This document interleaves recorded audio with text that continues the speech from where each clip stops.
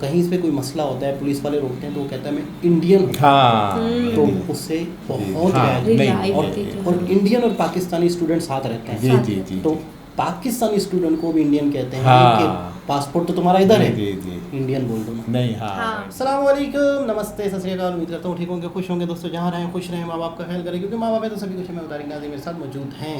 Old boy Farhat, नेक ख्वाहिशात और नेक तमन्नाओं के साथ कि हम सब का आज का दिन और आने वाला दिन खुशियों से भरपूर हो। Simal Shaikh. Hello my YouTube family, कैसे हैं आप लोग? उम्मीद करती हूँ खैरियत से होंगे। जहाँ होंगे खुश होंगे, और जहाँ कहीं भी है जल्दी से आए हमारे चैनल को लाइक कमेंट सब्सक्राइब करना नहीं भूलिएगा। बेल के आइकन को ज़रूर प्रेस कीजिएगा ताकि न्यू आने वाली वीडियोस आप तक पहुँचती रहे। तो चलते हैं वीडियो की जानिब। वीडियो का टाइटल है why India is better in Africa. Africa India better है या अफ्रीका? चाइना और रशिया से भी इंडिया बेटर है। अच्छा, क्यों? तो ये लॉजिक बताते हैं। अफ्रीकन हैं, यूट्यूबर हैं, तो देखते हैं इस वीडियो में क्या कहते हैं।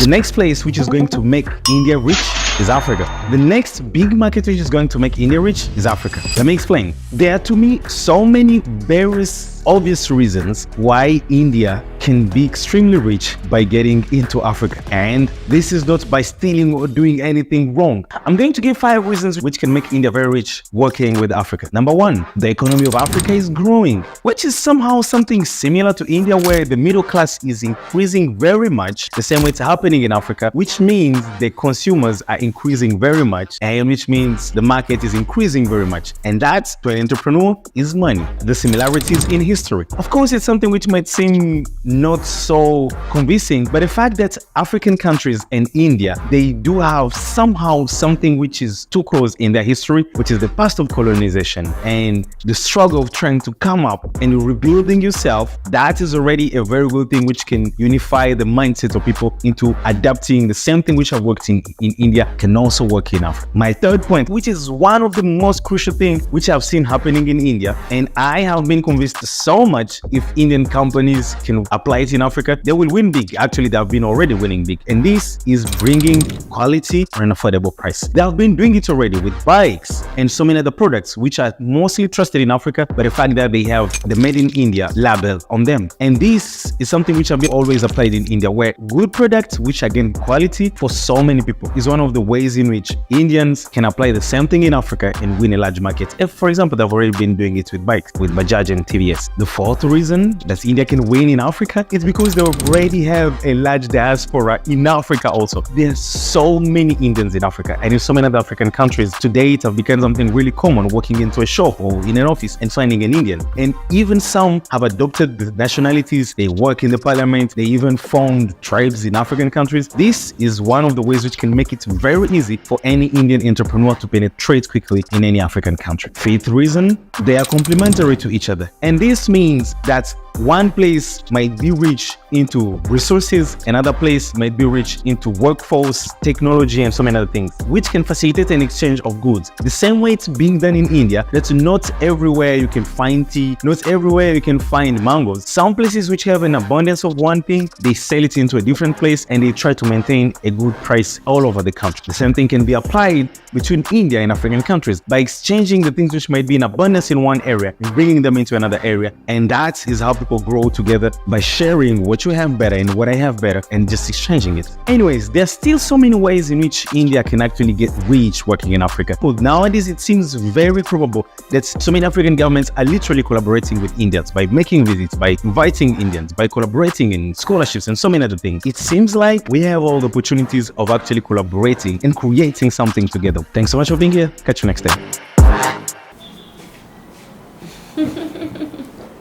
जी जनाब, ये थे हमारे भाई अफ्रीकन यूट्यूबर, और ये अक्सर इंडिया पे ही वीडियोस बनाते हैं कि किस तरीके से इंडियन चीज़ें यहाँ पे सस्ती हैं, या किस तरीके से यहाँ पे इंडियंस के लिए अपॉर्चुनिटीज़ है, मार्केट है, या किस तरीके से इंडियन चीज़ों की यहाँ पे डिमांड ज़्यादा है।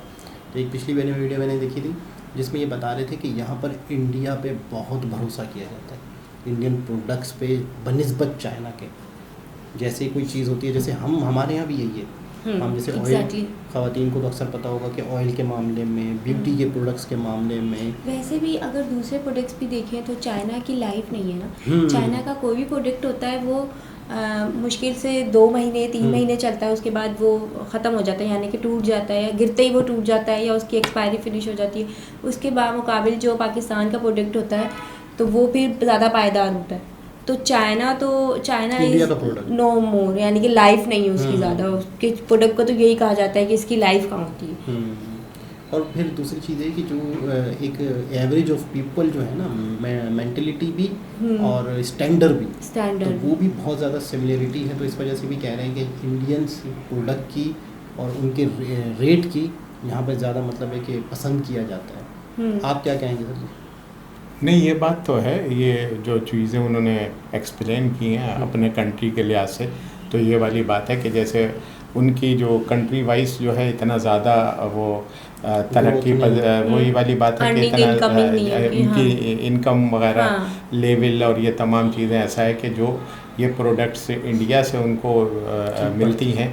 अब वैसे जो बात तुमने कही वो बात भी एक अपनी जगह अहमियत रखती है कि इनकी क्वालिटी को वो उससे ज़्यादा वो करते हैं। तो ये बात बहरहाल हम शुरू से देखते हैं। ये तो खैर अभी सोशल मीडिया है, लेकिन ये कि इंडिया के जो बिजनेसमैन वगैरह हैं या गवर्नमेंट है वो इस बात पे बहुत ज़्यादा जो है चेक एंड बैलेंस है कि वो जो चीज़ें बाहर जा रही हैं उसकी एक क्वालिटी हो। तो अभी इस वक्त ये आलम है कि मैं जैसे मिसाल के तौर से मिडिल ईस्ट में गया हूँ और ये टर्की में गया हूँ और अमेरिका, लंदन, ये तमाम चीज़ें कंट्री में गया तो ये इनके स्टोर भरे हुए हैं इंडियन प्रोडक्ट्स। हाँ, मेरा मकसद है। और कुछ ऐसे आइटम जो ज़्यादा कॉमनली यानी वो उनके इस्तेमाल में भी नहीं आते, लेकिन वो चूँकि वहाँ पर आबादी जैसे पाकिस्तानी हैं और इंडियंस वगैरह हैं, बांग्लादेशी, तो वो लोगों की इस्तेमाल के लिए जैसे निम्को टाइप की चीज़ें हैं तो या इनके जो फूड आइटम में आते हैं तो निम्को के कुछ आइटम्स ऐसे हैं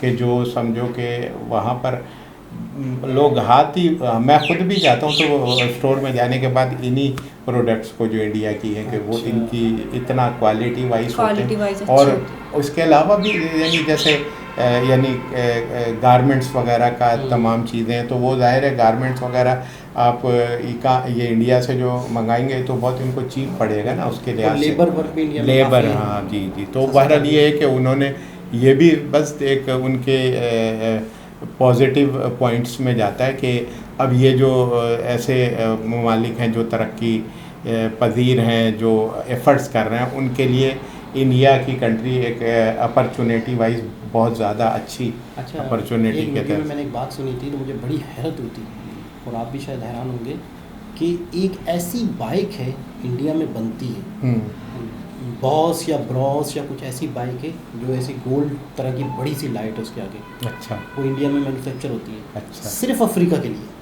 अच्छा। मतलब वो टोटली अफ्रीका जाती है। मतलब इंडिया में उसकी डिमांड ही नहीं है, ना लोग उसे पसंद करते हैं या जो भी है, लेकिन वो सिर्फ अफ्रीका में इतना पसंद करते हैं तो मैन्युफैक्चरिंग अफ्रीका के लिए हो रही है। हाँ, तो जाहिर है कि वो वहाँ पर उसकी इतनी उसकी डिमांड है, डिमांड वहाँ पर है और यहाँ पर उसको मैन्युफैक्चरिंग में उनको चीप पड़ती होगी तो वो तो जाहिर है कि उसकी डिमांड एक तो ये कि मेड इन इंडिया के लिहाज से वो जो दुनिया में उनका नाम होगा, दूसरी और वहाँ पर कई डिस्ट्रीब्यूटर्स ऑफिस खोल के सिर्फ इसी काम के लिए बैठे हुए हैं कि ये वाली बाइक इंडिया से आती है और ये डिस्ट्रीब्यूटर है, ये डिस्ट्रीब्यूटर है बाकायदा वहाँ पे। अच्छा, एक चीज़ और, इस वक्त जो G20 हुआ था, अगले साल वो शायद G21 हो। कैसे मोदी जी ने अफ्रीका के बहुत सारी कंट्रीज की भी एक यूनिटी है, अच्छा, हाँ, उनको भी शामिल कर दिया। अच्छा। यानी इससे पहले अफ्रीका के कुछ कंट्रीज जो है अपनी यूनिटी बनाई हुई है इन्होंने, कोई नाम है मुझे मेरे जहन में नहीं आ रहा, उनको भी शामिल कर दिया, जोड़ दिया उनके साथ। तो कितना बड़ी मार्केट खुलेगी, कितना बड़ी अपॉर्चुनिटीज खुलेगी और इन देशों को भी तरक्की का मौका मिलेगा। एक तो इन देशों को जो देश चीज़ें बनाते हैं कंट्रीज वो इनको सेल करेंगे, दूसरा इनकी आवाम भी इन देशों के साथ जुड़ेगी G20 के साथ तो तरक्की कर पाएगी। कितनी खूबसूरत बात है, कितना अच्छा मौका। और गुर्बत बहुत है अफ्रीका में। नहीं, अभी यहाँ पर जो है अब ये जो मौजूदा मेरे कई जानने वाले हैं दोस्त वगैरह, तो वो बिज़नेस वगैरह के सिलसिले में कई दफ़ा मैंने उनसे उन्होंने बताया कि बहुत ज़्यादा अपॉर्चुनिटीज़ हैं यहाँ पर ये अफ्रीकी ममालिक में। पहले तो इनकी कंट्री की तरफ किसी का जहन ही नहीं जाता था, लेकिन इसके अंदर हमसे पहले ये तो हम तो अभी सोच रहे हैं, वो हमसे पहले इंडिया का वहाँ भी इन कंट्रीज़ में होल्ड है वो, और वो अपनी तमाम देखें। असल में वही वाली बात है कि अपने मुल्क का नाम लेके आप अगर कोई चीज़ जो है वो किसी दूसरे कंट्री में ले जाके, तो ये खाली ये नहीं है कि बेच रहे हैं, उसके साथ आपके मुल्क का कितना नाम रोशन होगा। कहते हैं कि कभी भी कोई भी कहीं इंडियन जाता है ना और किसी भी कंट्री में व्लॉग बना रहा है, पढ़ाई के लिए जा रहा है, तो कहीं पे कोई मसला होता है, पुलिस वाले रोकते हैं तो वो कहता है मैं इंडियन हूँ। हाँ, तो उससे बहुत हाँ, है। नहीं, और इंडियन और पाकिस्तानी स्टूडेंट साथ रहते हैं। जी जी जी। तो पाकिस्तानी स्टूडेंट को भी इंडियन कहते हैं। हाँ। कि पासपोर्ट तो तुम्हारा इधर है, जी जी। इंडियन बोल दो ना। नहीं, हाँ, हाँ, इंडियन। पाकिस्तानी भी अपने आप को इंडियन कहते इंडियन ही हैं। बोल- ज़्यादातर कंट्रीज में जो है ना वो, क्योंकि शक्ल तो हमारी एक हाँ, जैसी एक जैसी है, सिमिलर है बिल्कुल। तो दोबारा किसी और वीडियो के साथ आपसे मुलाकात होती है, जब तक के लिए अल्लाह हाफ़िज़।